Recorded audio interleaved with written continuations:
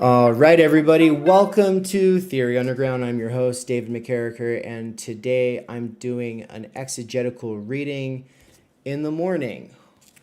This is a special thing that I do sometimes.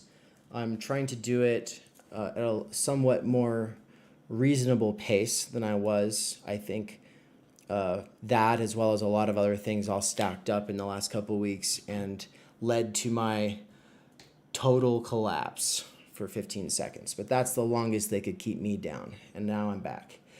So, yeah, I'm feeling energized today. I'm feeling energized to read from For They Know Not What They Do. I'm feeling energized to make a fool of myself.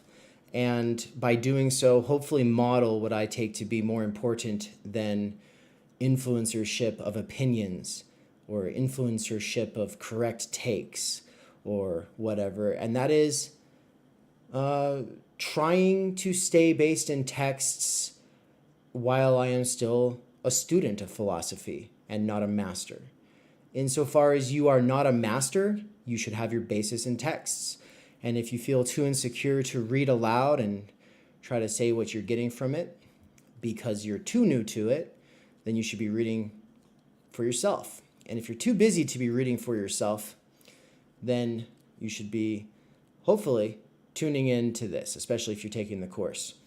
Of course, I'm not the only person who can do this. I encourage everybody to do this. If you mess up, if you interpret something wrong, the point is to have a learning mindset, to say, I'm a student of this stuff. I'm just trying to reread it and make sense of it. Because if any text that's really worth reading is worth rereading, and you should understand by the end of the first reading if it's really worth rereading. And the first reading is just to get the lay of the land. The second reading is to get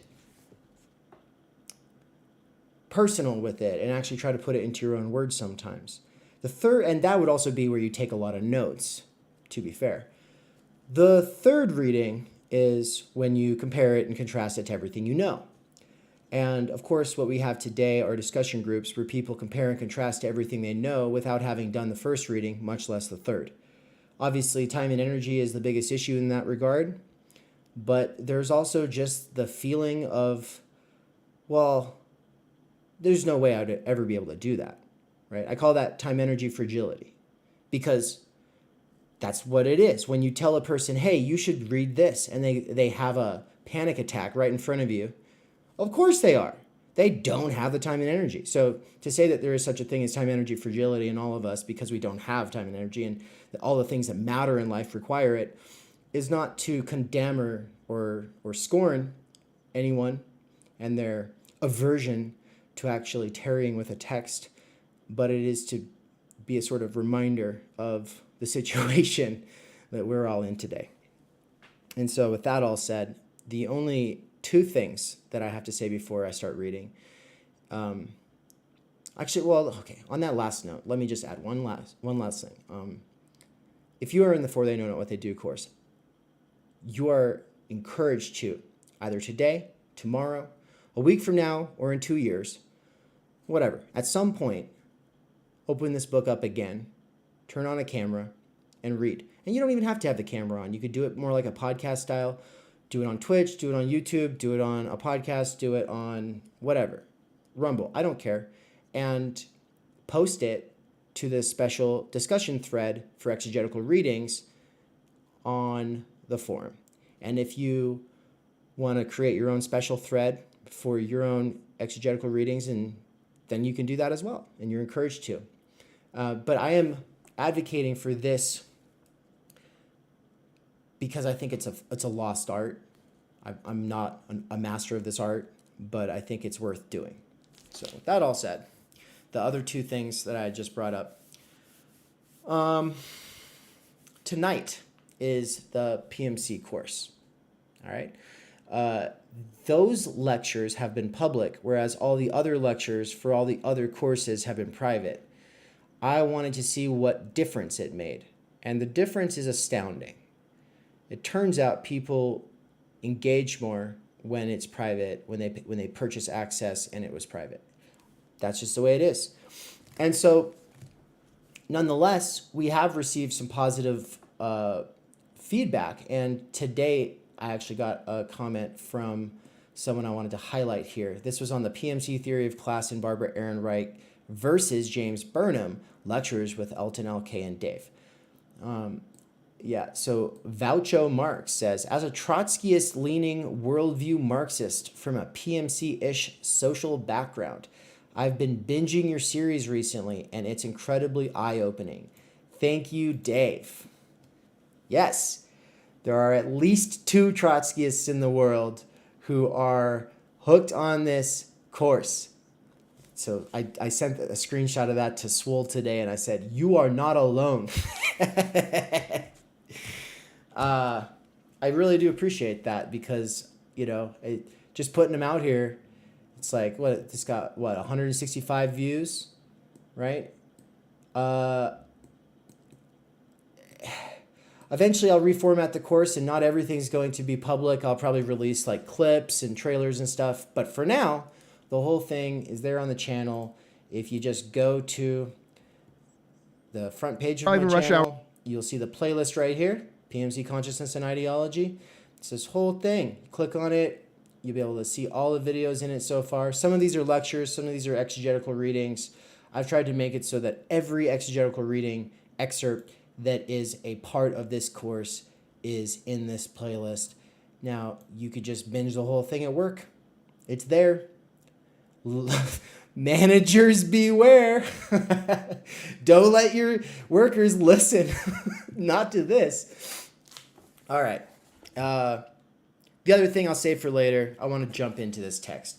So without further ado, before they know not what they do, continuing at the quilting point, all right? Because I already did part 1 of chapter 1. It'll be in this playlist in the future. The quilting point. At the level of, and I'm going to be reading from the actual text because it hurts my eyes less, and then I don't have to wear these glasses, which hurt my head because the headphones. Okay, anyway. At the level of the semiotic process, the ego ideal that emerges from the double reflection equals what Lacan calls le point décapitant, the quilting point, literally the upholstery button. And the first time I read that, I still didn't know what that was, and I had to ask, and Mikey was like, no, it's like literally like a cushion, like on the couch, when it has the sort of button in the middle that sinks it in, kind of. The point is that all of the threads are somehow tied into that. So the quilting point is what holds it all together, which is what makes it sort of like a useful metaphor for thinking about how language and understanding function, as well as a lot of other things.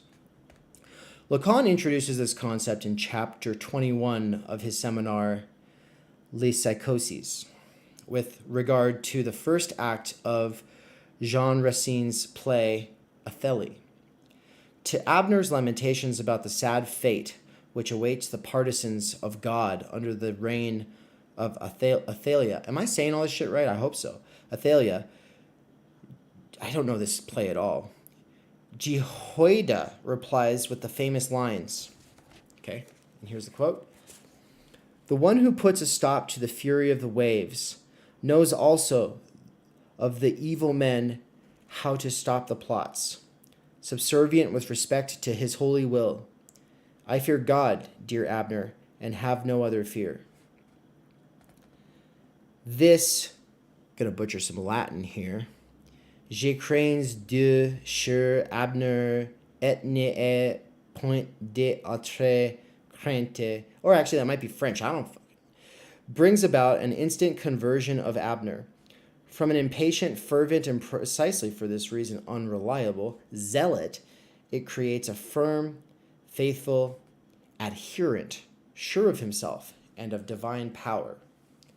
How does this evocation of the fear of God succeed in effecting the miraculous conversion? Previous to it, Abner sees in the earthly world only a multitude of dangers which fill him with fear, and he waits for the opposite pole, that of God and his representatives, to lend him their help and allow him to conquer the many difficulties of this world. However, faced with this opposition between the earthly realm of dangers, uncertainty, fears, and so on, and the divine realm of peace, love, and assurance, Jehoiada does not simply I swear I'm probably pronouncing that wrong. Jehoiada does not simply try to convince Abner that divine forces are, despite everything, powerful enough to gain the upper hand over earthly disarray. He appeases his fears in a quite different way, by presenting their very opposite, God, as a thing more frightening than all earthly fears. And that is the miracle of the point de capitan. This supplemental fear of God, retroactively changes the character of all other fears. I'll try to keep the PDF moving with it, but it is what it is. So yeah, this supplemental fear of God, retroactively changes the character of all other fears. It, to quote, accomplishes the magical trick of transforming from one minute to another all fears into a perfect courage. All fears, I have no other fear, are exchanged against what is called the fear of God. The common Marxist formula of religious consolation as compensation for, or more precisely, an imaginary supplement to, earthly misery, is based upon a dual imaginary relation between the earthly below and the celestial beyond. According to this conception, the religious operation consists in compensating us for earthly horrors and uncertainties by the promise of beatitude, which awaits us in the other world. One has only to recall all the famous formulas of Ludwig Feuerbach and the divine beyond as a specular reversed image of earthly misery. It is Feuerbach. Yet for this operation to work, a third properly symbolic moment must intervene which somehow mediates between the two opposite poles of the imaginary dyad, the fearful earthly below versus the blissful divine verse of the celestial beyond itself. The only way, effectively, to cancel earthly misery is to know that behind the multitude of earthly horrors, the infinitely more frightening horror of God's wrath must show through, so that earthly horrors undergo a kind of transubstantiation and become so many manifestations of divine anger. This is one of the ways to draw the line that divides the imaginary from the symbolic. On the imaginary level, we react to earthly fears by have patience, eternal bliss is waiting for you in the beyond. Whereas on the symbolic level, what delivers us from earthly fears is the assurance that the only thing we have to fear is God himself, an additional fear that retroactively cancels all the others. Why do you think the evangelicals didn't care about COVID? One can discern the same operation in fascist anti-Semitism. What does Hitler do in Mein Kampf to explain to the Germans the misfortunes of the epoch, economic crisis, social disintegration, moral decadence, and so on? He constructs a new, terrifying subject, a unique cause of evil who pulls the strings behind the scene and is the sole precipitator of the series of evils, the Jew. The simple evocation of the Jewish plot explains everything. All of a sudden, things become clear. Perplexity is replaced by a firm sense of orientation. All the diversity of earthly miseries is conceived as the manifestation of the Jewish plot. In other words, the Jew is Hitler's point de capitan. The fascinating figure of the Jew is the product of a purely formal inversion. It is based upon a kind of optical illusion, the mechanism of which was elaborated by Victor Shklovsky and more recently by Frederick Jameson. To quote, Don Quixote, or Quixote? Is it Quixote? Quixote? Yeah. Don Quixote is not really a character at all, but rather an organizational device that permits Cervantes to write his book, serving as a thread that holds a number of different types of anecdotes together in a single form. Henry James designated this kind of narrative character whose actual function is to represent within the diegetic space its own process of enunciation, the discursive structure of the work itself, by the term fissile. In parentheses, he says, Maria Gastri in The Ambassadors, for example, is a fissile. I don't know what that means, though. What does that mean? I think we'll get it in context, hopefully. If not, that's what the lecture for, or the lecture this weekend is for. Therein consists also the function of the Jew in anti-Semitic ideology, insofar as an ideological edifice gains consistency from organizing its heterogeneous raw material into a coherent narrative. The entity called Jew is a device enabling us to unify in a single large narrative the experiences of economic crisis, moral decadence, and loss of values, political frustration, and national humiliation, and so on. As soon as we perceive as their common thread the Jewish plot, they become part of the same narrative plot. What we have here is an inversion by means of which what is effectively an immanent, purely textual operation, the quilting of the heterogeneous material into a unified ideological field, in perceived and the quilting of the heterogeneous material into a unified ideological field is perceived and experienced as an unfathomable, transcendent, stable point of reference concealed behind the flow of appearances and acting as its hidden cause. This inversion is best epitomized by the difference between the traditional and the modern notions of allegory. Within the traditional space, the immediate diegetic content of a work personifies transcendent values or ideas. Concrete individuals stand for evil, wisdom, lust, love, lust, and so on. Whereas in the modern space, the diegetic content, and I take diegetic to be like dialogical, dialectical, it having to do with discourse. That's what I've been taking that to be. I hope I'm correct. Whereas in the modern space, the diegetic content is conceived as an allegory of its immanent process of enunciation, of writing and reading. Okay, so the world's chaotic and confusing, and there's a lot of heterogeneous material that can be unified. Okay, what does heterogeneous mean? It means irreconcilably different, right? This is like, using the word suffering to kind of pull together every experience from having smashed your finger with a hammer to, cancer, right? Like this is like losing loved ones. Like this is just like used as a sort of abstract umbrella to kind of like put everything into something. The difference being, in this case, with the pointy capitan, it gives it all a coherent, unified meaning. Okay. Let us take, for example, Hitchcock's Psycho.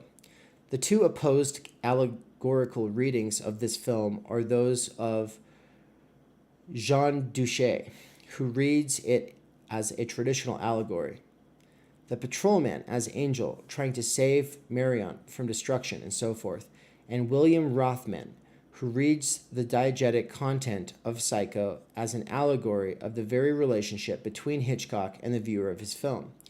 The aggression in the shower scene epitomizes Hitchcock's sadistic punishment of the viewer for his inquisitiveness, and so on. In this precise sense, the criticism of ideology consists in unmasking traditional allegory as an optical illusion, concealing the mechanism of modern allegory. The figure of the Jew as the allegory of evil conceals the fact that it represents within the space of ideological narration the pure immanence of the textual operation that quilts it. What does that mean? The real questions, however, are, how is this purely formal inversion possible? On what does it rely? More precisely, how is it possible that the result of a purely formal inversion acquires enough substantiality to be perceived as a flesh and blood personality? The psychoanalytic answer is, of course, enjoyment, the only substance acknowledged by psychoanalysis according to Lacan. The Jew cannot be reduced to a purely formal organizational device. The efficacy of this figure cannot be explained by reference to the textual mechanism of quilting. The surplus on which this mechanism relies is the fact that we impute to the Jew an impossible, unfathomable enjoyment allegedly stolen from us. And he's just straight up using the word enjoyment. He's not saying jouissance right now. I don't think he made that distinction clear in this text, but that is, for anybody who's been through Žižek 101 or Lacan 101, the 2 seasons I've done with Mikey so far, you should have a pretty good sense of what's going on with this. And I do recommend that you do that. I mean, I've put a lot of work into making that intro content freely available, so you've really got 0 excuses. Conceived in this way, the point de capitan enables us to locate the misreading of the notion of suture in Anglo-Saxon deconstructivism, namely, its use as a synonym for ideological closure, for the gesture by means of which a given ideological field encloses itself, effaces the traces of the material process which generated it. The traces of oh shit. You know, Nancy, you can always just be like, scroll. Sorry. I don't really know if anyone is reading along on the screen. One time when I did a reading aloud like a couple years ago and I didn't do it on the screen, someone complained and I was like, oh, people do use it. But I don't know how much they use it. But to that person who uses it, my apologies. Okay. I swear, though, it was like after being wiped out from exhaustion, I was like, my eyes hurt every time I looked at a screen. And I was like, I need to be reading from texts more often. Which sucks because they're not as easy to pirate. You actually have to go to a bookstore and rob it. You know, who likes to do that? Not me. I'm going to start this paragraph over again because this is where it's getting a little more complicated. Conceived in this way, the point de capitan, the quilting point, enables us to locate the misreading of the notion of suture in Anglo-Saxon deconstructivism, namely, its use as a synonym for ideological closure. Okay, so there's 2 things going on here, suture and ideological closure. And in deconstructivism, i.e. Derridians, specifically the Anglo-Saxon Derridians, they use it as a synonym for ideological closure. It's a word that gets thrown around a lot in theory spaces. I'm still kind of foggy on what suture is supposed to mean. Like Badu uses it. I don't know what he's doing when he uses it. So I look forward to Mikey breaking it down. I know he's going to have to give us all like an actual introduction to Derrida. That's the fun thing about this. I don't know if anybody else realizes it, but this course is about, for they don't know what they do, right? Wrong. It's an introduction to all of theory. You're going to get an introduction to Derrida. You're going to get an introduction to Wittgenstein. You're going to get an introduction to Hegel. It goes on and on. Anyway. Yeah, so I look forward to finding out what suture is all about. But anyway, it uses it as a synonym for ideological closure for the gesture by means of which a given ideological field encloses itself, effaces the traces of the material process which generated it, the traces of externality in its interior, the traces of a senseless contingency in its imminent necessity. I think that like kind of the point is like you write a book, it seems like something that they sat down and wrote from beginning to end, when in reality they spent probably a decade writing it in their head, thinking about other projects, all these different situations that made them think about these things. And then here they are, they're trying to lay it out in a linear way that would make sense and make it conveyable. And then, of course, like they're writing it, jumping all over the place. And there's all these different influences like, oh, the Amazon guy came and knocked on the door and then you got distracted and had a conversation and then you didn't finish that chapter and then you returned to it when you were in a different mood. Okay. There's all these material things. Obviously, we could also talk about the material conditions of production in society and how the medium changes the message as well. All of these factors are having their part to play in the production of this text, but it's easy to read it in this way where it's like, oh, now it's all like this coherent, thing that has its own, like it's a unified discursive field, with sharp boundaries. Obviously, for deconstructivist, no. For deconstructivist, we're going to talk about how Nietzsche wrote, "I forgot my umbrella" in the margin of his notebook. Real example. That would be Derrida. So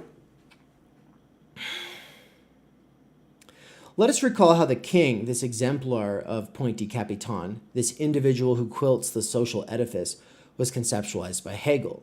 The king is undoubtedly the point of the suture of social totality, the point whose intervention transforms a contingent collection of individuals into a rational totality. Yet precisely as such, as the point which sutures nature and culture, as the point at which a cultural symbolic function, that of being a king, immediately coincides with a natural determination. Who will be the king is determined by nature, by biological lineage. The king radically de-sutures all other subjects, makes them lose their roots in some preordained organic social body that would fix their place in society in advance, and forces them to acquire their social status by means of hard labor. It is therefore not sufficient to define the king as the only immediate junction of nature and culture. The point is rather that the very gesture by means of which the king is posited as their suture desutures all other subjects, makes them lose their footing, throws them into a void where they must, so to speak, create themselves. Therein consists the accent of the Lacanian notion of suture, passed over in silence in Anglo-Saxon deconstructivism, in deconstructivist cinema theory, for example. To put it succinctly, the only thing that actually desutures is suture itself. This paradox comes to light in a palpable way apropos of the ambiguous and contradictory nature of the modern nation. On the one hand, nation, of course, designates modern community delivered of the traditional organic ties, a community in which the pre-modern links tying down the individual to a particular estate, family, religious group, and so on, are broken. The traditional corporate community is replaced by the modern nation-state whose constituents are citizens, people as abstract individuals, not as members of particular estates, and so forth. On the other hand, nation can never be reduced to a network of purely symbolic ties. There is always a kind of surplus of the real that sticks to it, the definite itself. To define itself, the national identity must appeal to the contingent material. Oh, shit. Let's move this.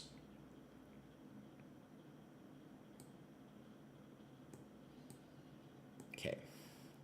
Like halfway down this paragraph. To define itself, national identity must appeal to the contingent materiality of the common roots of blood and soil and so on.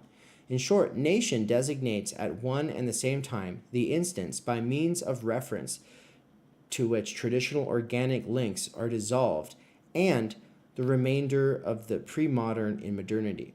the form organic inveteracy acquires within the modern post-traditional universe. I want to dwell on that for a moment and actually unpack. So obviously, one of the things that is the fun game to do when it comes to Žižek is to say, how do these parts all fit together? And I'm not going to try to tie in this quilting point section with the last two sections that I read last time I read, but that'll be Mikey's challenge. My thing is just to say, yeah, obviously, so he's brought it back around to the nation as a sort of stand-in for the king, and he's doing so after bringing up Hitler, using the Jew as a point decapitant. Okay, so obviously for Hitler, the nation is a very, very special category. And it's really the fundamental, like the most important category, but it is one that is tied together, gets its continuity from having like a definite image of the outside, which would be the Jew in this case. So yeah. On the other hand, nation can never be reduced to a network of purely symbolic ties. There is always a kind of surplus of the real that sticks to it. To define itself, national identity must appeal to the contingent materiality of the common roots, the blood and soil, and so on. So, like, people have organic being in the world, right? The nation relies on appeals to those real relationships to give itself its meaning.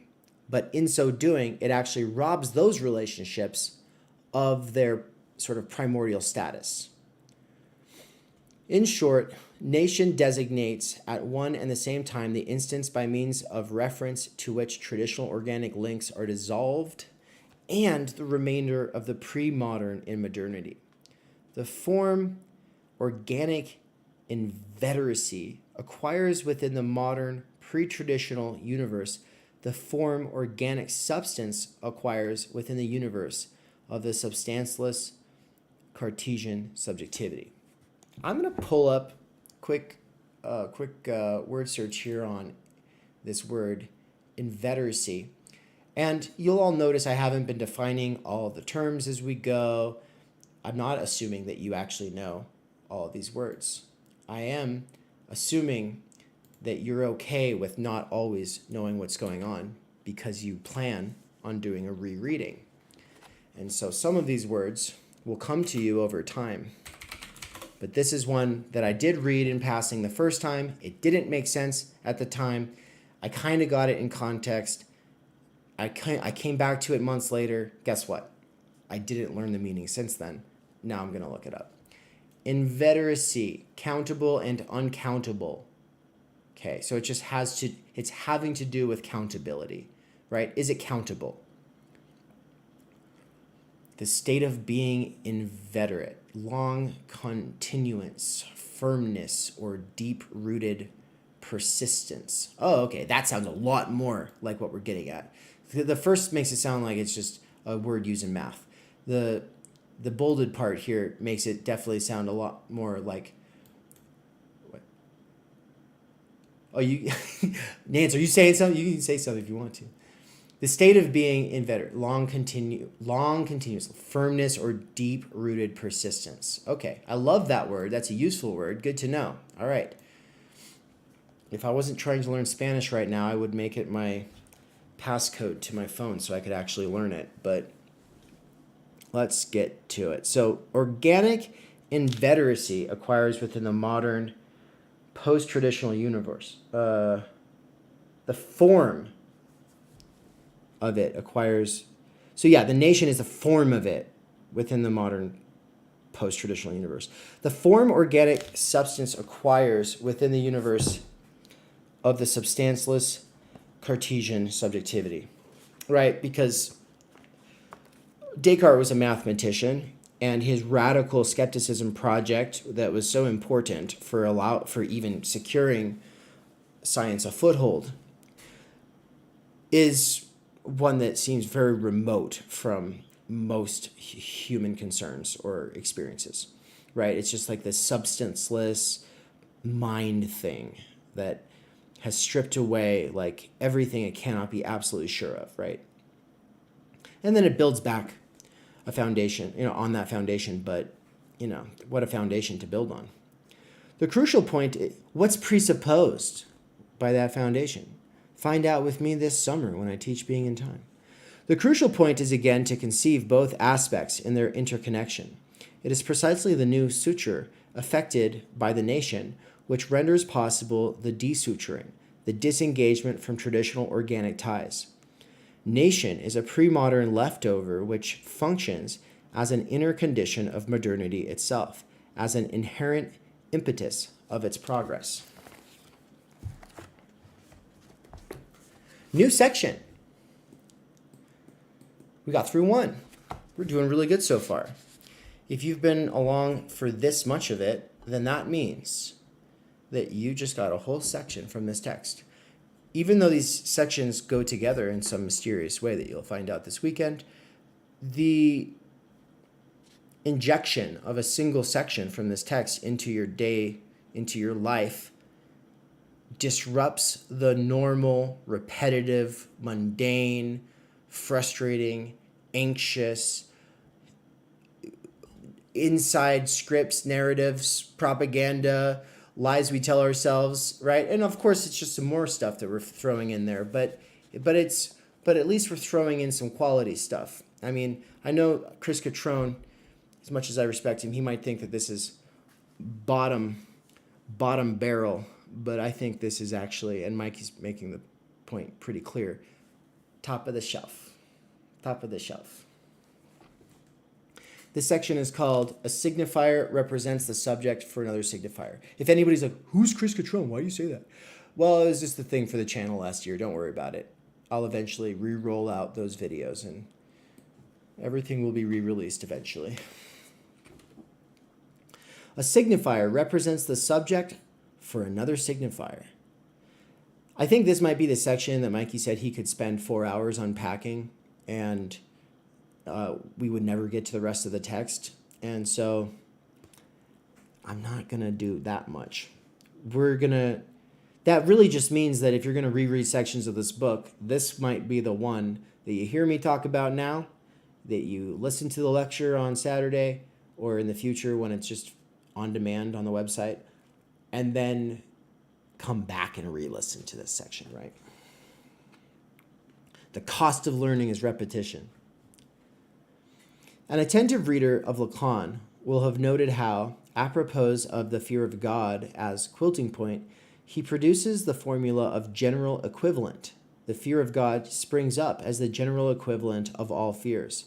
All fears are exchanged against what is called the fear of God. So we're back to this now.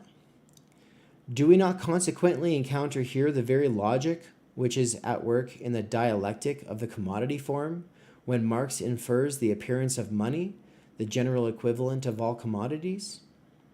The moment all commodities are exchangeable against money, the moment their value, their universal dimension, is incarnated in a sole commodity, all other commodities undergo a transubstantiation and start to function as the appearance of the universal value embodied in money. As with religion, where all fears start to function as the appearance of the fear of God.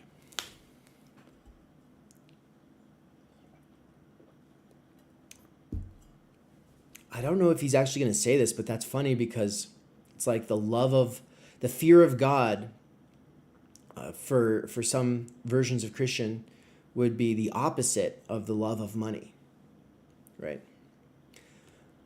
But they're both serving this role of transubstantiation. We mention this homology since the succession of the forms of value in the Marxian analysis of commodity provides the conceptual tools enabling us to clarify what, at first sight at least, cannot but appear as a confusion, a contradiction even, in the Lacanian formula of the signifier, that which represents the subject for another signifier. Which of these two signifiers is namely S1, the master signifier, and which S2, the chain of knowledge? If we rely on the doxa, the answer seems clear. And doxa just means common sense. So if we rely on the common sense, the answer seems clear. S1 represents the subject for S2. For the chain of signifiers, which includes it. Yet in a passage of what is probably the crucial text of Écrit by Lacan, subversion of the subject and the dialectic of desire, Lacan univocally avers the exact opposite. And this is a quote. A signifier is that which represents the subject for another signifier. This signifier will therefore be the signifier for which all the other signifiers represent the subject. That is to say, in the absence of this signifier, all the other signifiers do not represent anything, since something is represented only for something else. End quote. It would follow from this that S1, no wonder Mikey said he could spend his whole lecture on this section. I think he's been writing like a book on the master signifier as a concept. And I mean, it's really a blog post, but it's a big one. And, you know, the distinctions between master signifier, quilting point, name of the father, pointy capital, you know, all these things. It's like, sometimes they get used in different ways. Sometimes people just think they're all interchangeable. I think Todd McGowan thinks quilting point and master signifier are not interchangeable. And so Mikey's got to like unravel that mess. I actually made a meme about it on Instagram. It's like, I don't know, it's from some movie scene where someone's like, ah, and he's got a big bundle of like Christmas lights that are all tangled up, and he's like, ah. And the caption to the meme is Mikey trying to figure out the difference between master signifier, quilting point, name of the father, etc. Right? I did that around Christmas time too. So anyway, a further complication is involved in the play of singular and plural in the different versions. Did I skip the sentence? I skipped a sentence, and I forgot to scroll down. Okay, here we go. It would follow from this that S1, the master signifier, the one, is the signifier for which all the others represent the subject. A further complication is involved in the play of singular and plural in the different versions of the formula of the signifier. At times, a signifier represents the subject for all the others, whereas at other times, it represents the subject simply for another signifier. Ooh, yeah, that's interesting. Yeah. So, is it representing it for the subject or as plural or as singular? Are what we have here really meaningless variations that one can get rid of by simply ascertaining that another signifier stands for all the others in a given signifier's chain? How then are we to disentangle this mess? See? Let us begin at the most elementary. In what does the differential nature of the signifier consist? S1 and S2, the terms of the signifier's dyad, are not simply two terms that appear at the same level against the background of their common genus, and are held apart by a specific difference. Just bear with me. Differentiality designates a more precise relationship. In it, the opposite of one term, of its presence, is not immediately the other term, but the absence of the first term. The void at the place of its inscription, the void which coincides with its place of inscription, and the presence of the other, opposite, term fills out this void of the first term's absence. This is how one has to read the well-known structuralist thesis, according to which, in a paradigmatic opposition, the presence of a term equals the absence of its opposite. The signifier's operation of day to night. The signifier's opposition of day to night, for example, does not convey a simple alteration of day and night as two complementary terms which, together, would form a whole. There is no day without night, and vice versa. The point is rather that, to quote, the human being posits the day as such, whereby the day is present as day, against a background which is not the concrete background of night, but the possible absence of day, whereinto night is located, and vice versa, of course. Within a signifier's dyad, a signifier thus always appears against the background of its possible absence, which is materialized, which assumes positive existence in the presence of its opposite.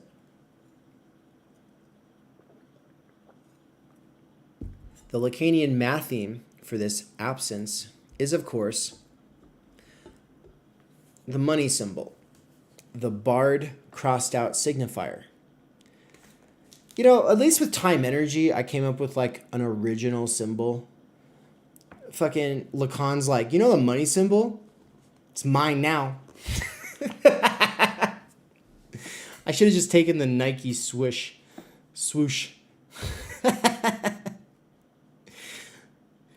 The Lacanian matheme for this absence is, of course, the money sign, the barred crossed out signifier. A signifier fills out the absence of its opposite, that is, it represents, holds the place of its opposite. We have already thus produced the formula of the signifier, so we can understand why I'll just read it as the barred subject. So we can understand why the barred subject is for Lacan also the matheme for the subject. A signifier, S1, represents for another signifier, S2, its absence, its lack, barred subject, which is the subject. The crucial point here is that in a signifier's dyad, a signifier is never a direct complement to its opposite, but always represents, gives body to, its possible absence. The two signifiers enter a differential relationship only via the third term, the void of their possible absence. To say that signifier is differential means that there is no signifier which does not represent the subject. To say that signifier is differential means that there is no signifier which does not represent the subject.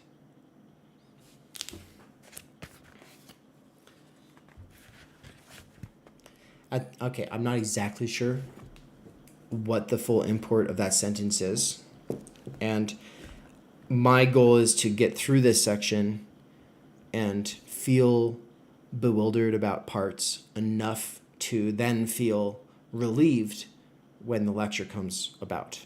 Okay, so that's and I'm making little marks beside certain areas where I might come up with a question for Mikey that I'll ask if someone else hasn't already in the forum or if he doesn't touch on it. At this point, however, things start to get complicated. The same goes for every signifier with which the first signifier is coupled. That is to say, each of them represents for the first signifier the void of its possible absence, the subject.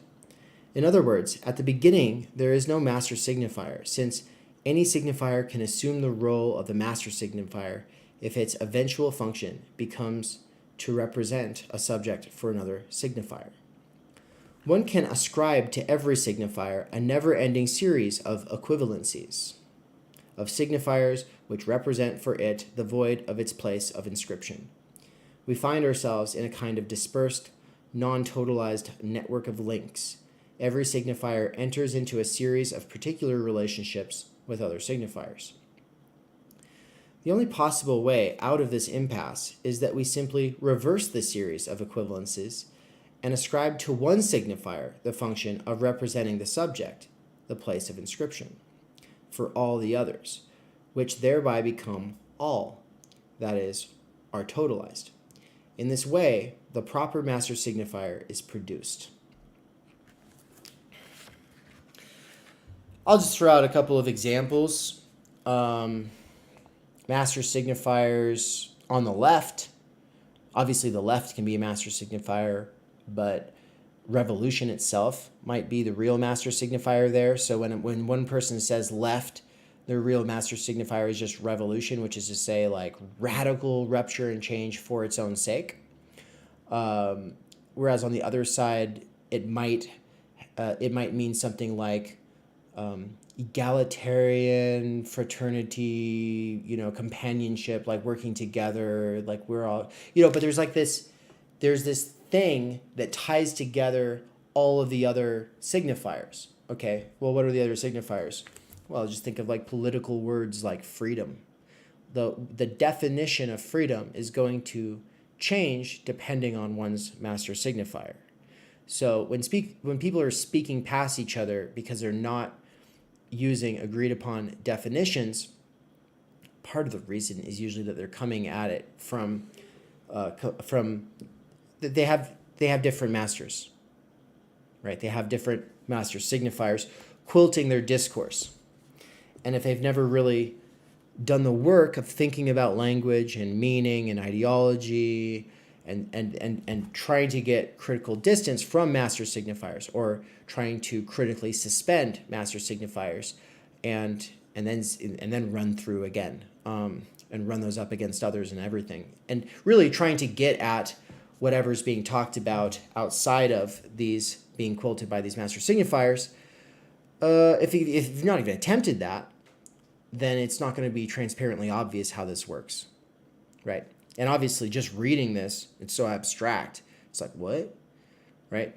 And for the right, I'll just go ahead and bring in the right. Like, what would be the master signifier for the right? Well, it's actually God, or the nation, or in some cases it might be freedom. If you have a person who is like their issue is like a singular form of freedom that they care about more than anything else, and therefore their alignment belongs to this party. You get people like that. And so a master signifier can quilt a bunch of different meanings all together and serve to represent a movement or a party or an organization for a lot of different people who might have different value priorities or preferences or whatever. But yeah, I don't think he's going to give us those, he's not going to go into those kinds of examples too much. He might bring it back around to the Nazism thing. I'm guessing he probably will, because we're just talking about the nation. So, but we will see. The parallel with the articulation of the value form from the first chapter of Capital strikes the eye. First, in the, quote, simple, isolated, or accidental form of value, a commodity B appears as the expression of value of a commodity A. Thereupon, in the total or expanded form of value, equivalencies are multiplied. Commodity A finds its equivalence in a series of commodities, B, C, D, E, which gives expression to its value. Finally, in the general form of value, we reach the level of the general equivalent by simply reversing the total or expanded form.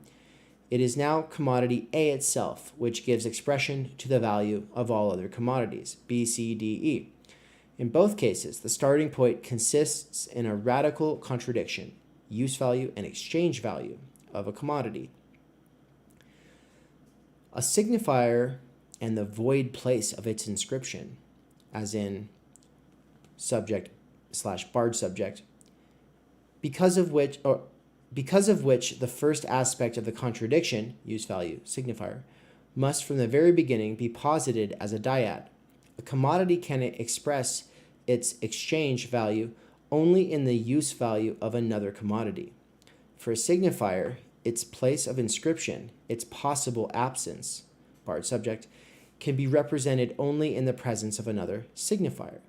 The play of singular and plural, as well as the exchange of places between S1 and S2 in the different versions of the Lacanian formula of the signifier, can thus be accounted for by means of reference to the succession of the three forms of value.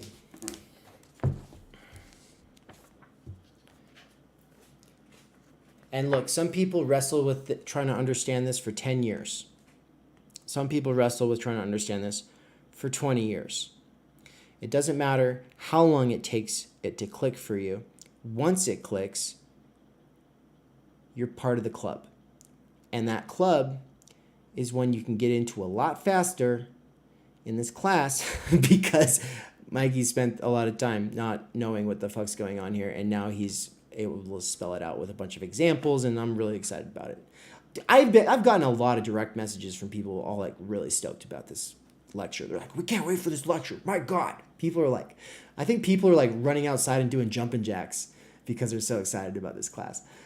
I see Nance laughing over there. I know he's running out and doing skateboarding. So it's like everybody's got their, I know that like Master Sig, AKA Andrew, he's doing jujitsu and, you know, like working out, and he's just like, yeah, fucking, this class is awesome. I love it. Okay. I should probably scroll down. Sorry. Whoopsie. God, that was a while ago. And I'm going to reread the last sentence because I just said, okay. So, the play of singular and plural, as well as the exchange of places between S1 and S2 in the different versions of the Lacanian formula of the signifier, can thus be accounted for by means of reference to the succession of the three forms of value. 1. The simple form. For a signifier, another signifier represents the subject. As in, a signifier represents the subject for another signifier. 2. The expanded form.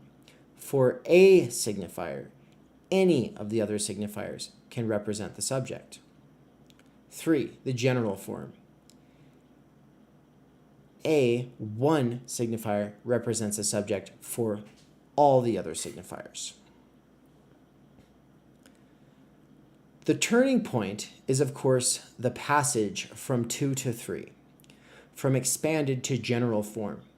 Apparently, it only reverses the relationship. Instead of any signifier representing the subject for one signifier, we obtain one signifier representing the subject for all others. Whereas, it actually shifts the entire economy of representation by introducing an additional reflective dimension. To discern this dimension, let us return to the above quoted passage from Les Envers de la Psychoanalyse, the something of psychoanalysis. In its continuation, Lacan says that the subject is simultaneously represented and not represented, since at this level, that is, in our Marxian reading, at the level of the expanded form, he said Marxian reading. That's significant. I wonder if he stopped doing that. I feel like he might have started saying Marxist at some point. But at the time of this writing, he wrote Marxian. And I mean, that's almost like a dog whistle for a non-worldview Marxist. Okay, people like me use Marxian. That's significant. And I know that like Marxist-Leninists and Trotskyists, I've seen them online be like, fucking hate this bullshit, people saying Marxian, right? To them, it probably just sounds like Marx-ish, which is not what it means. I think David Harvey uses Marxian. The point is that your analysis is fundamentally based in an intimate, not just reading, but like you dwell with and think through capital itself, because it's fundamentally worth using as a way of relating to and making sense of things, because insofar as it might be wrong, because it tries to encompass the whole of everything socially, it's like everything that comes after capital as like a sort of correction is really just an expansion pack on understanding everything, right? So yeah, Marxian. That is to say, you are prioritizing understanding over, I'll be fair, political organizing. To be unfair, I would say book groups that call themselves political organizing. But, you know, I said to be fair, to be unfair. because both can apply in any one situation, and one might apply a lot more in some situations, and one might apply more in a period of an organization's existence. So it's not so simple. I don't want to be reductive here. I've got at least 2 Trotskyists following this channel. I've got to be careful. Those guys don't fuck around. They'll kill you in your sleep. Okay.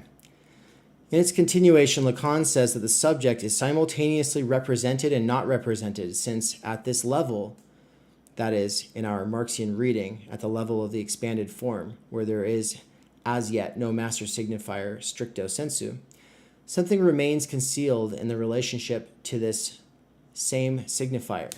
This oscillation between representation and non-representation points towards the ultimate failure of the subject's signifying representation. The subject has no proper signifier which would fully represent it. Every signifying representation is a misrepresentation which, however imperceptibly, always already displaces, distorts the subject. And it is precisely this irreducible failure of the signifying representation which elicits the passage from simple into expanded form. Since every signifier misrepresents the subject, the movement of representation goes on to the next signifier in search of an ultimate proper signifier, the result of which is a non-totalized bad infinity of signifying representations. So if you're like, well, all I'm hearing is signifier to signifier to signifier, it's like Heidegger, being. Well, yeah, we're rewiring our brains here. And the point is he's describing a bad infinity of signifying representations, right? And I think this is probably still part of his critique of deconstructivism, because its emphasis is on that. Oh, we can never pin down a meaning. It's all this infinite, bad infinity of signifying representations. And Mikey's going to be, he'll talk about the difference between this Anglo-Saxon deconstructivism and Derrida proper. Okay, there's a difference there. The crucial point, however, is that the signifier which, with the emergence of the general form, is posited as the general equivalent representing the subject for all the others, is not the finally found proper signifier, a representation which is not a representation, or not a representation which is not a misrepresentation. That comes to a colon, and then we read, it does not represent the subject at the same level, within the same logical space, as the other, the any of the others from Form 2. The signifier is, on the contrary, a reflective one. In it, the very failure, the very impossibility of the signifier's representation is reflected into this representation itself. In other words, this paradoxical signifier represents, gives body to, the very impossibility of the subject's signifying representation. To resort to the worn-out Lacanian formula, it functions as the signifier of the lack of the signifier, as the place of the reflective inversion of the lacking signifier into the signifier of the lack. Oh, I cannot wait for this to be made practical and applied to things, and the big so what, right? Because he's largely speaking to an audience that pretty much already gets the so what, right? And it's the job of us plebes to DIY our way into the discourse here. This reflective signifier totalizes the battery of all others, makes out of them a totality of all the others.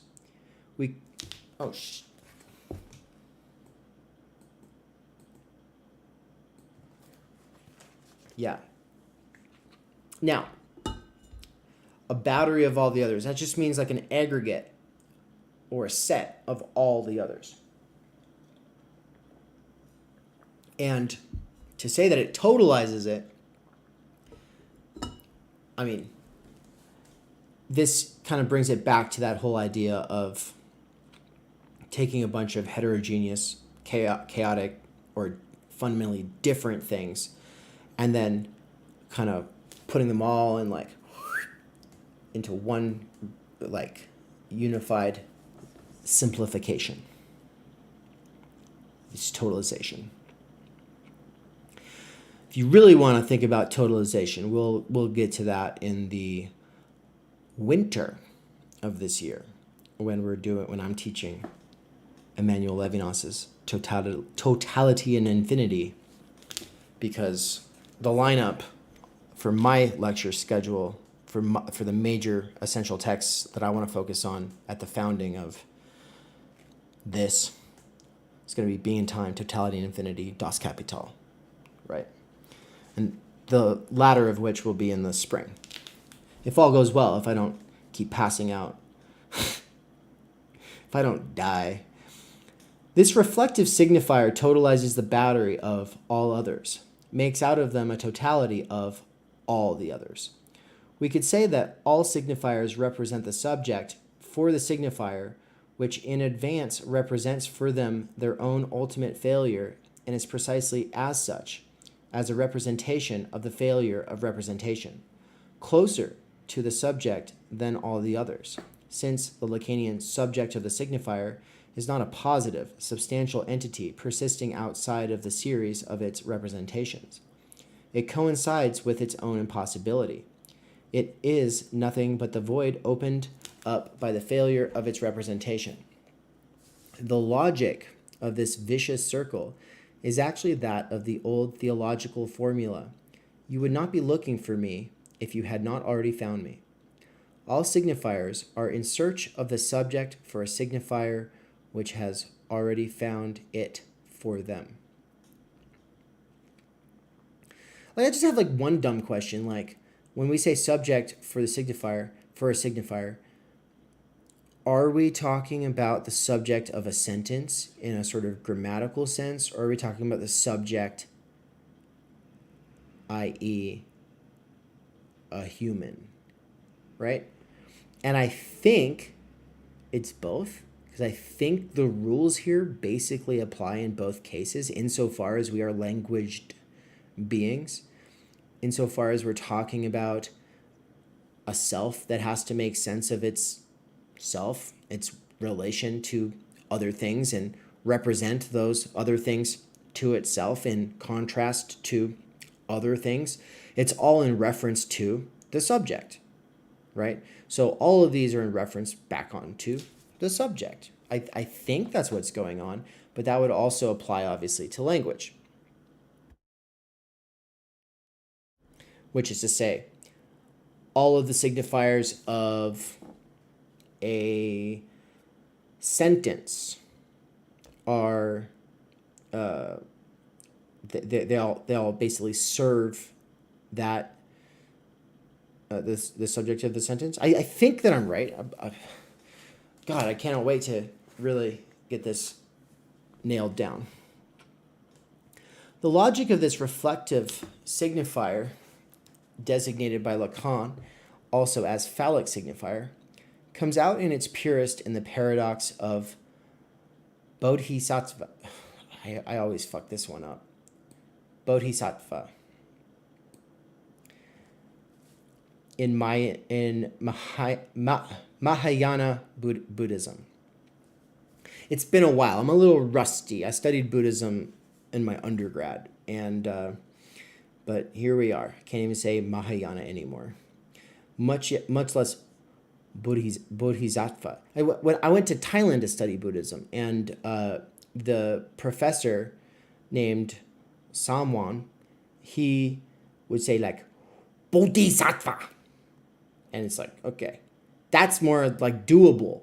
But in the same way that I'm not going to say Lacan, like people who are pretty good at French say Lacan, I'm also just not going to say Bodhisattva. I'm not going to do that. It's enough that I actually say raisonnement. Anyway, okay. The general conception of Bodhisattva is that of one who has attained enlightenment and can pass over into nirvana. Yet the bodhisattva alone cannot actually pass over into nirvana. Quote, because were he to do so, he would exhibit a selfishness that a bodhisattva cannot have. If he has the selfishness, he is not a bodhisattva, and so cannot enter nirvana. If he lacks the selfishness, again, he cannot enter nirvana, for that would be a selfish act.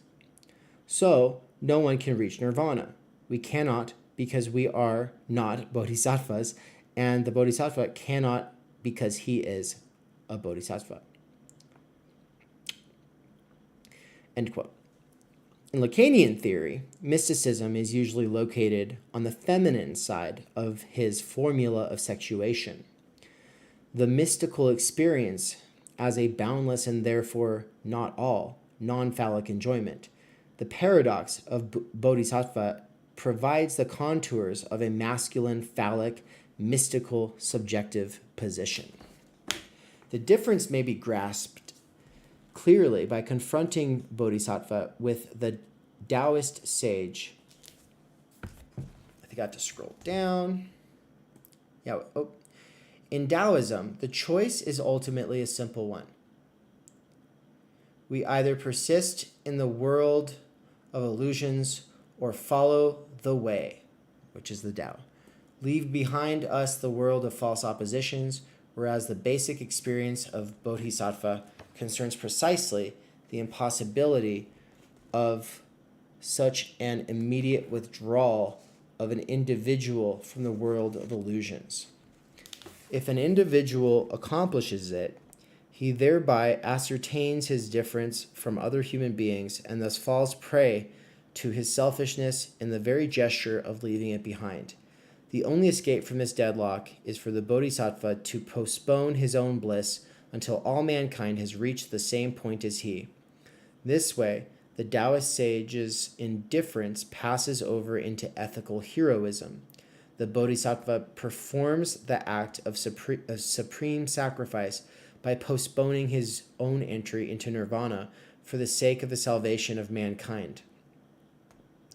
In relation to other ordinary humans who are still victims of the veil of illusions, the bodhisattva functions as a reflective phallic element. He does represent liberation, stepping out of the world of illusions, but not immediately, like the Taoist sage. Rather, he embodies the very impossibility of the individual's immediate liberation.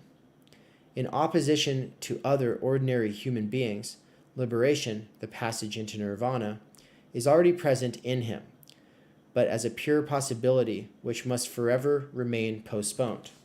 I just want to say a thing, and that is that, Buddhism and Taoism are like Christianity in that there's so many different versions of it, right?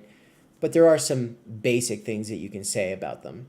Like, Taoism's about becoming like water or a leaf on water, going with things, not against things. It's about tapping out in a sort of sense. And it's, you're going with the flow. Whereas Buddhism's about like overcoming suffering, and suffering being the fundamental thing in human life, and that suffering is based in a desire for permanence, right? There are these basic things that we can say. There will be a lot of people who have their own like favorite versions of these things. And I ask you to set those aside. The point is to break out of your habits of thought. We want to understand what is Žižek doing with this comparison. The parallel with the Marxian analysis of the value form can be prolonged a step further. With Marx, the general form itself has two stages.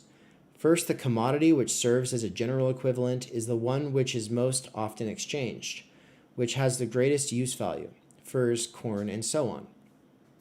Then the relationship is inverted, and the role of general equivalent is taken over by a commodity with no use value, or at least with negligible use value, money, the money form.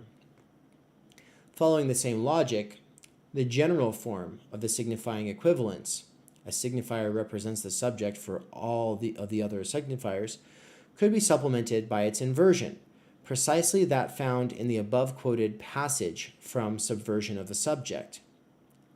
Here we get number 4.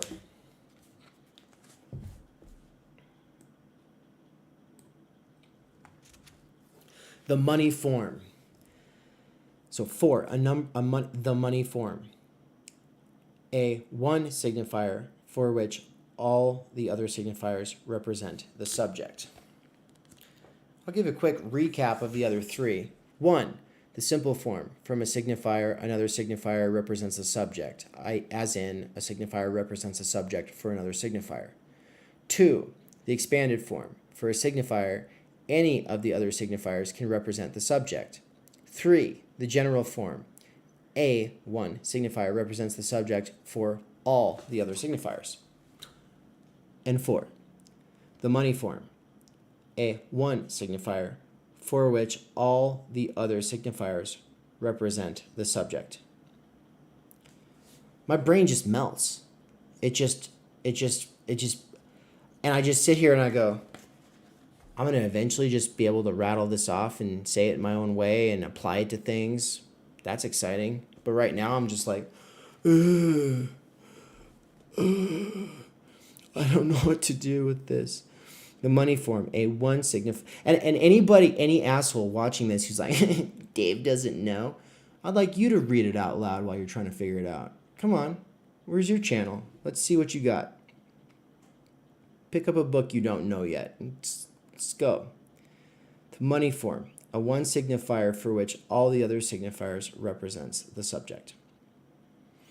Where the crucial point is the difference between this form and the expanded 2 form, the multitude of others which represent the subject for a signifier is here no longer any of the others, that is, the non-totalized collection of others, but the totality of all the others. The multitude is totalized through the exceptional position of the one, which embodies the moment of impossibility. On the other hand, the codependence of the 2 stages of general form, one for all the others and then all the others for the one, pertains to the different level of representation.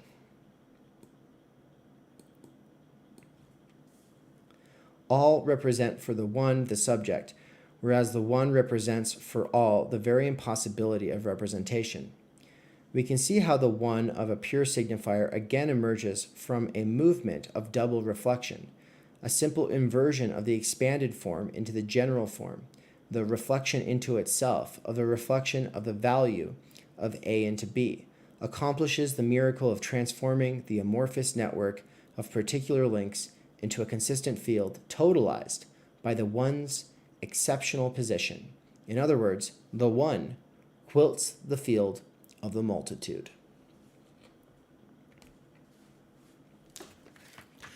Fun! That's the end of that section.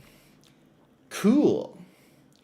We're definitely going to read the next section because it's only a couple of pages. But after that, I think we'll come back to it on Thursday to finish out the last 2 sections. So this will ultimately be a 3 reading affair, assuming I'm able to. I think I'll be able to. Tomorrow, this is airing on Wednesday. I have the PMC lecture Wednesday night, and that will be live on this channel. So make sure to check that out, live or after the fact. And then, I'll be doing a stream Thursday or Friday. That is the rest of this.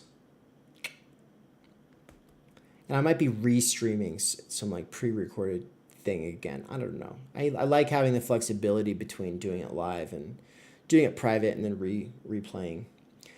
Replaying is one of the coolest experiences because it's I get to sit back and then my past self does the work for me that I already did. And I just kind of sit back and go, yeah, work away, you little slave. It's my past self just sits there and just repeats the same function over and over again for so many people. Like 3 people on the planet pay me to do this, and 150 to 500 people get some form of use value from it. It's a cool little system. And I sit back and I get to get something out of it too, because I'm like, shit, I don't remember reading that. That's really cool. Okay, that makes a little bit more sense now. Why did I say that thing that I said? What the hell? And then I can engage in the chat, which is fantastic. What up, chat? In the future. Okay. So, why is morality the darkest of conspiracies? Ooh. Well, there's a lot of reasons. My God. But I'm not. God, that makes me sound like an anti-moralist. I'm not an anti-moralist, but there's a lot of reasons that what gets called morality serves the darkest of conspiracies, including this one. He says, the Dreyfus Affair unfolds this miraculous inversion of the discursive field produced by the intervention of the point de capitan in a paradigmatic fashion. Okay, so the Dreyfus Affair unfolds this miraculous inversion of the discursive field produced by the intervention of the quilting point in a paradigmatic fashion. And so I actually can't rattle off the top of my head what went down with the Dreyfus Affair. Something about a conspiracy, someone's being called a Jew, I think he was Jewish, but I think that the fact that he was a Jew is being used against him, perhaps. I don't know. I'm rusty on this. Do you know off the top of your head, anyone? I'm looking at you, Nance. Do you know what the Dreyfus? No. Okay. Cool. As long as I'm in good company.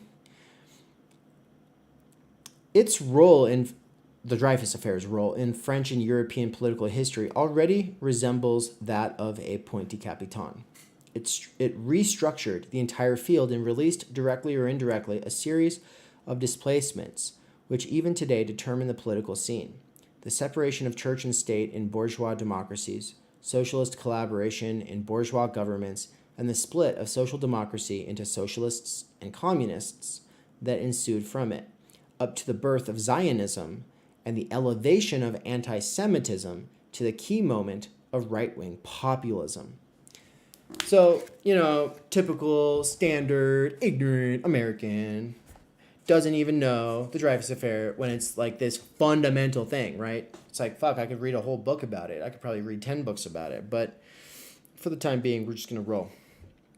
Here, however, one will try only to locate the decisive turn in its development, the intervention which made a judiciary quarrel bearing on the equity and legality of a verdict the sake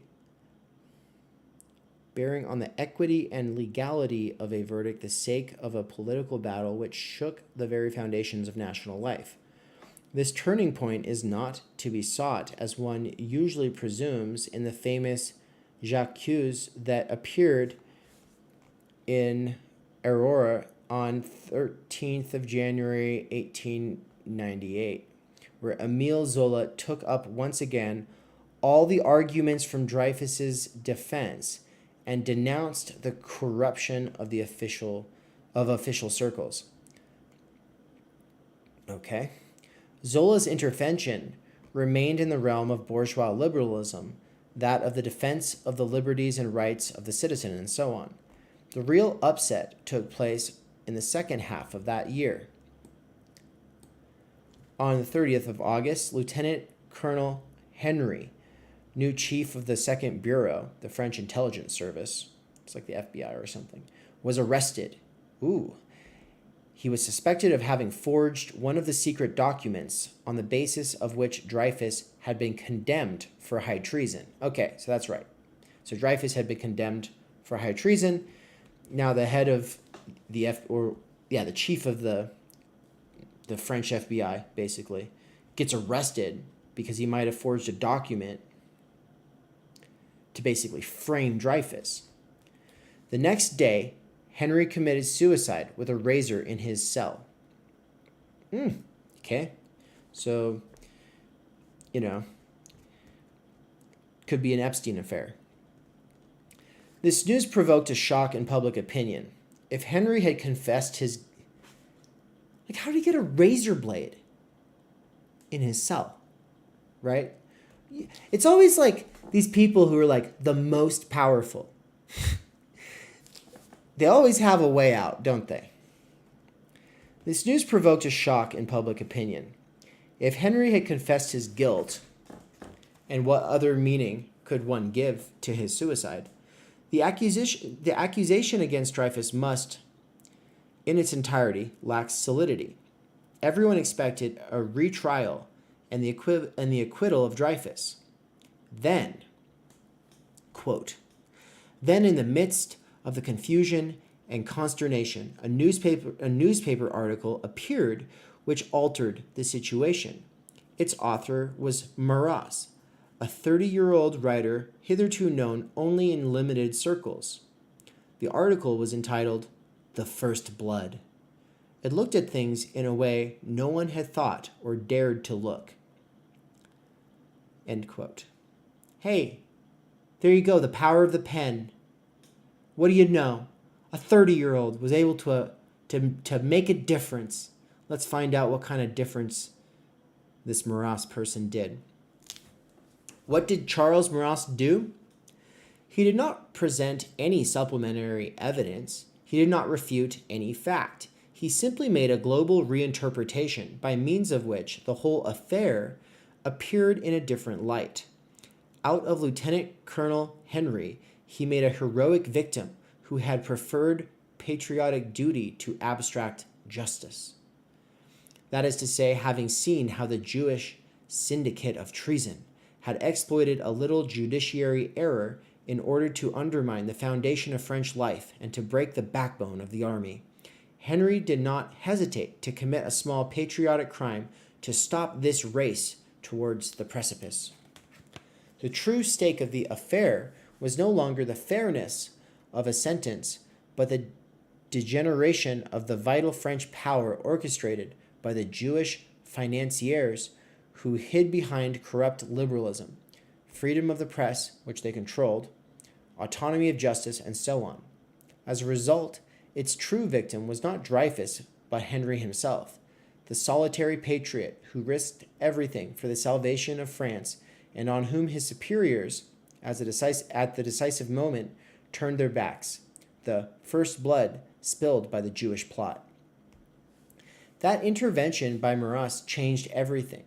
The right united its forces, and patriotic unity rapidly took the upper hand over disarray. Maras provoked this reversal by creating the triumph, the myth. I need to be scrolling. God. You know, it's a flawed system. I don't know what to tell you. That intervention by Maras changed everything. The right united its forces, and patriotic unity rapidly took the upper hand over disarray.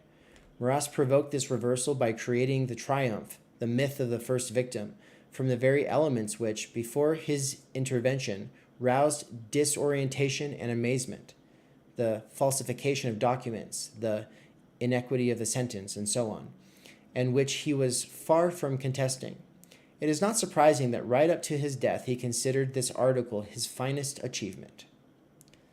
The elementary operation of the point de capiton should be sought in the miraculous turn, in the quid pro quo, by means of which what immediately before was the very source of disarray becomes proof of a triumph, as in the first act of Athalie, where the intervention of the supplementary fear, that of God, momentarily changes all the other fears into their opposite.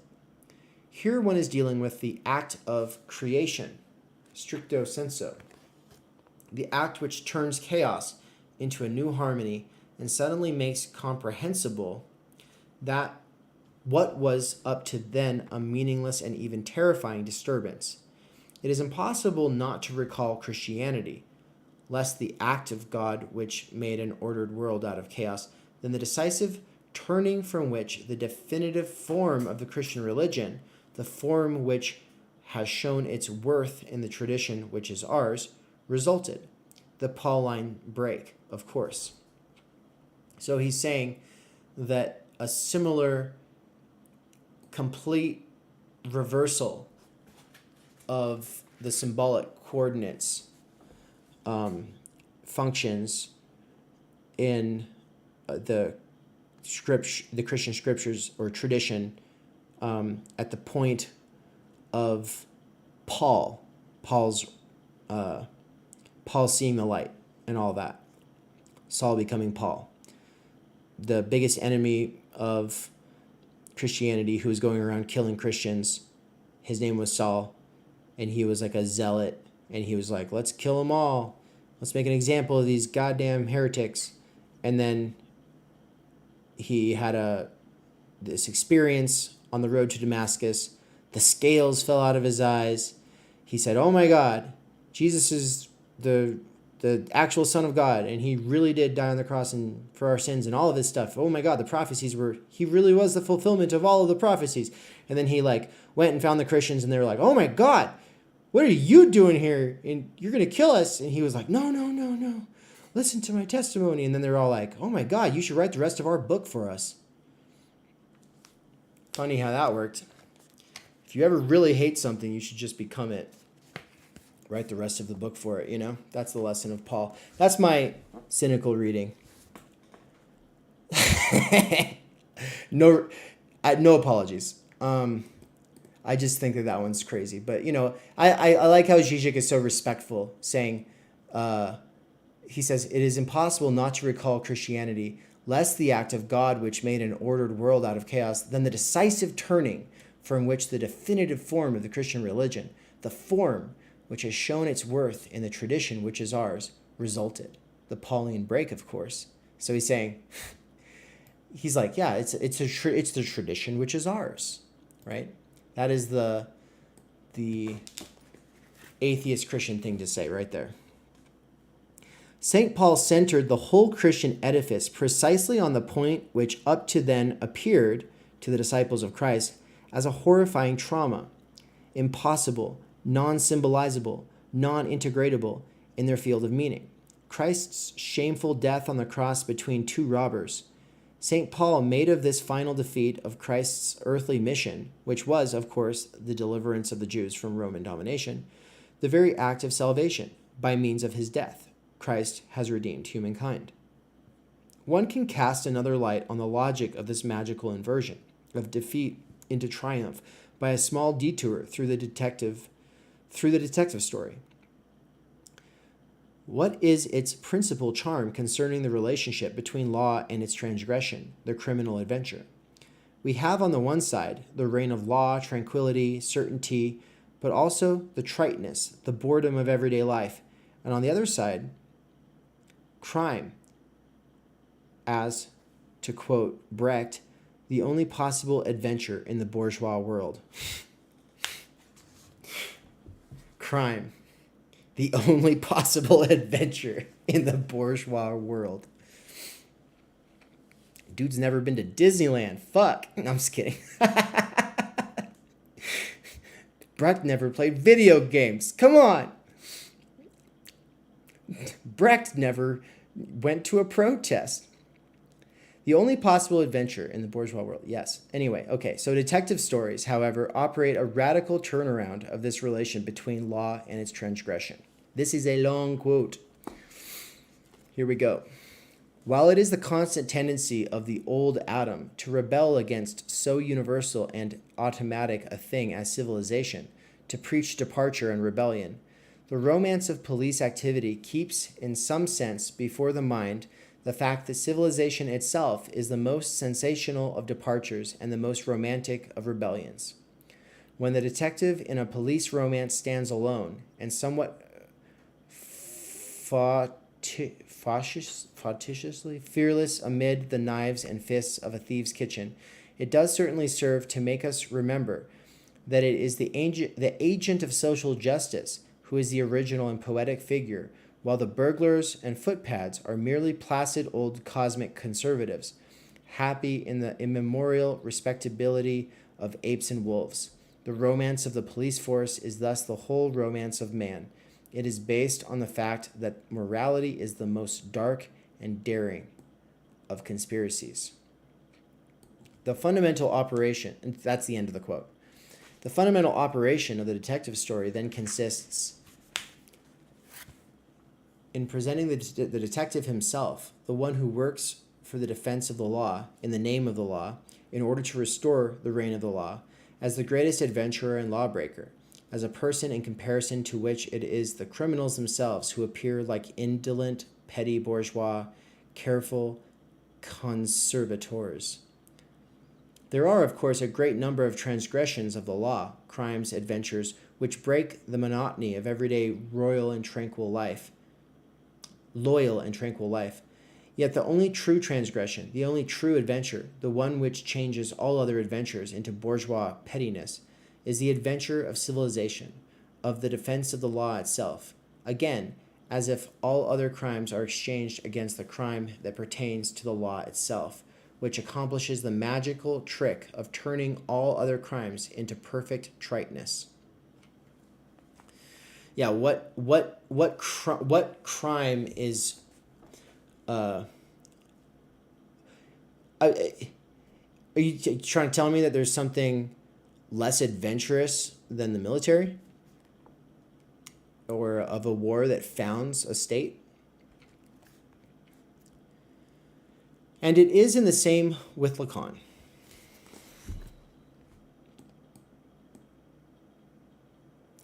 For him also the great transgression, the most traumatic, the most senseless thing is law itself, the mad, super egotistical law, which inflicts enjoyment. One does not have on one side a multitude of transgressions, perversions, aggressiveness, and so on, and on the other side a universal law which regulates, normalizes the cul-de-sac of transgressions, thereby making possible the pacific coexistence of subjects. The maddest thing is the reverse of the appeasing law itself, the law as a misunderstood, dumb injunction to enjoyment. One can say that law divides itself necessarily into an appeasing law and a mad law. The opposition between the law and its transgressions repeats itself inside, in Hegelese, is reflected into the law itself. Thus, one has here the same operation as that in Athalie. Confronted with ordinary criminal transgressions, law appears as the only true transgression, as in Athalie, where God appears in the face of earthly fears as the only thing which is really to be feared. God thus divides himself into an appeasing God, a God of love, tranquility, and grace, and a fierce, enraged God, he who provokes in man the most terrible fear, Jove. This turnaround, is that wrong? Is just Jehovah? Is Jove and Jehovah? There's these words that get exchanged and then they get conflated, and I think that it depends on your tendency. This turnaround, this point of... But is Jove actually one of the names of the Old Testament God, or are we talking about something else? No. Okay. Kevin, nice catch. Yeah, no, just Jehovah. Yeah. The Jehovah was not portrayed much as like a God of love in the Old Testament. He was the God of justice. He was the God of war. He was the God of, okay, go take the land that is yours, etc. This turnaround, this point of reversal at which the law itself appears as the only true transgression, corresponds exactly to what Hegel designated as the negation of the negation. First, we have the simple opposition between the position and its negation, in our case, between the positive appeasing law and the multitude of its particular transgressions, crimes. The negation of the negation occurs when one notices that the only true transgression, the only true negativity, is that of the law itself, which changes all the ordinary criminal transgressions into an indolent positivity. In this precise sense, negation of the negation designates self-relating negativity. The moment when the external negative relationship between law and crime turns into law's internal self-negation, when law appears as the sole true transgression. That is why Lacanian theory is irreducible to any variant of transgressionism. of transgressionism. We're on the next page here. And this is the last paragraph. All right. This is why Lacanian theory is irreducible to any variant of transgressionism, of anti-Oedipism, and so on. The only true anti-Oedipus is Oedipus itself, its super-egotistical reverse. One can follow this Hegelian economy of Lacan up to his purely organizational decisions. The dissolution of the École Freudienne de Paris, which would be like the Freud School of Paris, and the constitution of the Casa Freudienne in 1980 could have given the impression of a liberating act, cause instead of school, an end to bureaucratization and regimentation of the school. Yet a couple of months later, the new organization was rebaptized École de la Cause Freudienne, the school of the cause itself, incomparably more severe than all other schools, just as the surpassing of earthly fears by divine love presupposes the intervention of the fear of God himself, incomparably more horrifying than all earthly fears. It's only a matter of time until this happens with Theory Underground. It'll go from like, oh, it's a free thing to me being like, no more fun. I mean, isn't that how Lacan's first seminar begins? He says, the fun is over. So, my brain kind of started melting in the last part of that. Like, there was a particular section that I drew attention to where it was like really getting difficult, and then I just kept reading. And in a more ideal world, I would spend days rereading these passages. I know that like our homie Bert will spend an hour on a couple of paragraphs and write about them and go back to them and then go on a walk and then come back the next day, reread, continue, right? Like, and he just gets to do that. That is the ideal. The what Ivan Illich calls the what does he call it? Wandering in the vineyard of the text, right? The point is to break free of instrumentalized time, which is what schooling taught you to kind of bring to a text. This, you got to begin, you got to end. You got to start, you got to finish. You got to have a quick takeaway. You got to have the correct answers. You got to be able to say the right things about it.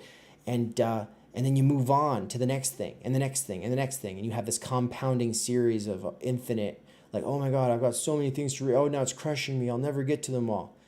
And the listening/reading revolution that is being inaugurated at Theory Underground and nowhere else on the internet today aims to change that. So thank you for joining. It really does mean the world. If anyone else on the internet is doing what I'm doing, I'm so sorry for saying that. I did not mean to erase you. Come on. All right. Anyway, I'm going to close this thing out in a minute. I'm just going to go ahead and play the thing. Play the thing I've been playing. What is the thing I've been playing? The one about the tour. What's the tour? You should know. Everyone knows about the tour. Anyone who's watched anything on this fucking channel at this point knows that there's a tour coming. And I just got reached out from one of the people who joins for live streams somewhat regularly. He introduced himself through voice messages on Instagram. I definitely prefer that over text. And, invited the tour to Berlin. It'd be really nice to go back to Berlin. He said he would be our guide if we do want to take it to Europe. We'll see. We'll see what happens. At this point, I don't even know if we'll have a van because we kind of expected that Anne would have like some income, probably pretty good income, better than me, like 2 months ago. But the job market is crazy right now.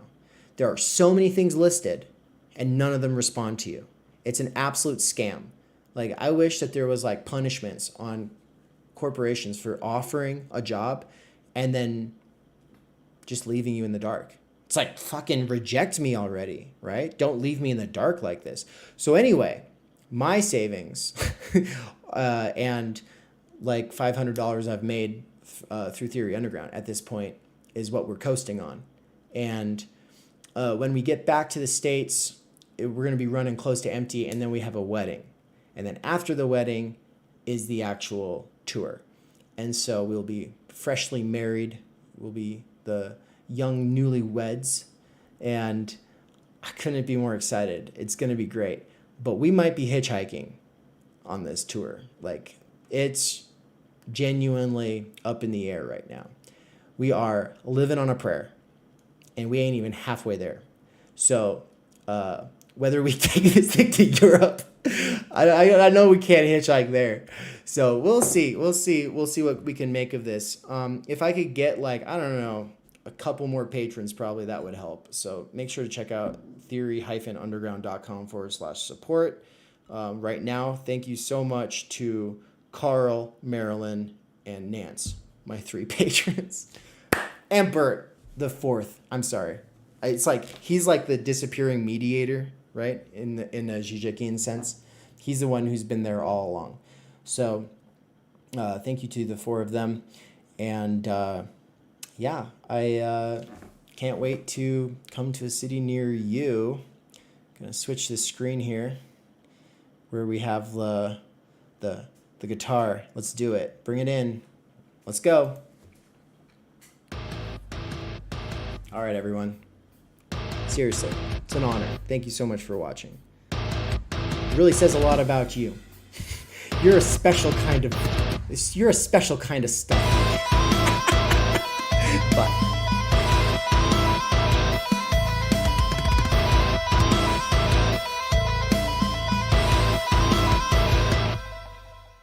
in an attempt to bring in new people to the world of philosophy and theory while building on relationships already established, we are doing a countrywide tour of the United States this fall. What's up, guys? It's Ann and Dave. Are we coming to a city or town near you? Do you think there is a venue or audience in your local region that would be interested in a lecture or facilitated discussion about existentialism, critiques of therapism, PMC ideology, self-help, introduction to philosophy, or the time-energy critique of any of those things? This speaking and discussion facilitation tour will include the Pacific Northwest in mid-August, the Kansas City, Missouri area late August or early September, Philadelphia at the beginning of October, and really we're going to be all over the area there, hopefully, so get in contact with us if you think that we should come visit your state. Phoenix, Arizona, mid-October, and SoCal, especially San Diego, late October. I say especially San Diego because we already have our guide for the San Diego region. What's the difference between a host, a guide, and a volunteer, you ask? Well, thanks for asking, actually. The volunteer role is for people who want to put up posters or in other ways promote the events that will be occurring in their town or city. Whereas the host might have a guest bedroom, guest house, or a place that we can park our van so that we can sleep in our van. We need to know if you would have like bathroom facilities or anything like that. And so the form on the website is where you can tell us what you have to offer. Guiding, on the other hand, though, people who love to guide take a lot of pride in their local knowledge. A good example of that would be Michael Downs when I visited him in Raytown, Missouri, and he took me into Kansas City, and we had barbecue, and he took me to the mall and to all these other landmark places from his life growing up there. But a more recent example would be my friend Michael in Poland, who took us around Katowice, Poland, and basically gives a historical and sociological analysis of everything, and it was amazing. It was one of the coolest things we've ever experienced, and it made us realize some people just want to provide the space and privacy, whereas other people want to take you out and show you around. And so if you're interested in being a volunteer, host, or guide, we have a special form for that. So please fill out your information and get in contact with us as soon as possible so we can fit you into the schedule, because we'll love to meet you, touch base with the local community. And if you don't think anyone else in your area is interested in the things that you're interested in, if you don't think anyone else is into this stuff, well, we might be able to surprise you. When I saw that poster, Bold Grill Art in Boise, fucking Idaho, are you kidding me? It was virtually an answer to an unspoken prayer, It really was. And I just couldn't believe that somebody was interested in the things that I was interested in, that I had been interested in for years and had kind of given up on in futility. I'd labored in solitude for so long. I had no one to talk to about it, no one to bounce ideas off. This tour is going to bring together a lot of people who want to be based in Texas with the people they're in conversation with. And yeah, I think it's going to be a fantastic year. The only other thing that I want to say is that Michael Downs' first book is going to be published by Theory Underground really soon here. I've got another book coming out really soon here. These books will be spread throughout the United States on this tour. So I'm hoping to be able to do some actual book launch events at various bookstores. Outside of that, I guess the last thing that I would say is that Michael Downs is gearing up to teach For They Know Not What They Do by Slavoj Žižek. We're putting out all these introduction videos and other interviews related to the topic of Hegel, Lacan, Žižek, because we want to give people an accessible and sturdy basis in the discourse. The problem is that Michael Downs is very busy having to work at a wage slave job. And so if you want to help in freeing Mikey, make sure to go to his Patreon at patreon.com/thedangerousbaby and make a donation. Thank you. I would be remiss to close this out without a quick shout out to our patrons and our anonymous donors. Thank you so much for the donations already. We've only been around for a month. We already got over $3,000 in donations, and so thank you. And stay tuned for the app, which is on its way. There will be a Theory Underground app. So the current setup is that it is a social media site built around courses, where you can suppose that people who are involved in the discussions have a shared interest in the same or similar texts, and where you can assume in a lot of the discussions that, yeah, people have read the stuff that you're reading, that you're bringing into dialogue. And so, for instance, The Idea of the University by Carl Jaspers, dedicated for him. Slavoj Žižek's For They Know Not What They Do, dedicated for him. And then as people take the course over the years, new people will be coming into that forum. And so if you get in there early, you'll be able to see how the conversation evolves. And as new people add into the conversation, it'll bring back memories and like things that you want to work through, questions that you had with the first time that you read the text. And so I'm really excited for this. The reason I've built this website is because I think that this is what's lacking in so many other spaces, is that ability to return, to be able to communicate after the fact and in a sustained way on a platform that's not attention grabby and annoying like Discord. And so stay tuned, because there is an app on the way. Thank you to our donors. If you want to donate, go to theory-underground.com/support. Thank you.